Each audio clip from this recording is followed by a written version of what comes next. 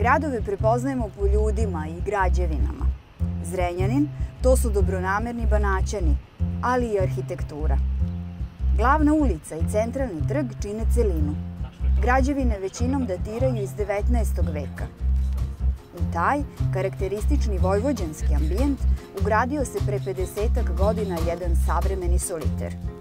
Vodotoranj je završen 1964. godine sa namerom da bude poslovna zgrada i da se iskoristi tank na njegovom vrhu radi dobijanja potrebnog pritiska za gradsku vodovodnu mrežu.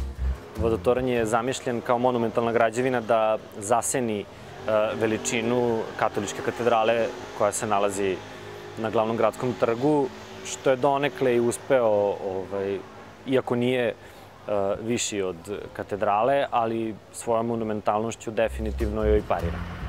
Bilo je u planu da se sve zgrade glavne ulice sruše i da tu bude savremeni kompleks, ali su u poslednjem trenutku stručnjaci zaštitili ceo ambijent kao istorijsku i arhitektonsku celinu, pa je ovaj soliter ostao usamljen.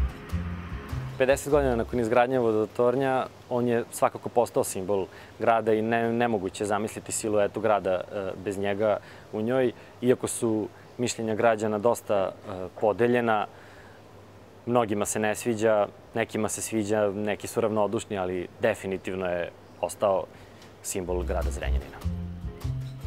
Ovo je jedan simbol pre svega jednog bezumlja koji je bio na svom početku i na sreću na tome je i ostao. Vodotoranj je za mene jedna ružna zgrada koja kvari arhitekturu glavne ulice. Ta zgrada se zove Vodotoranj, ali je zanimljivo da u toj zgradi u Vodotornju nikad nije bilo vode.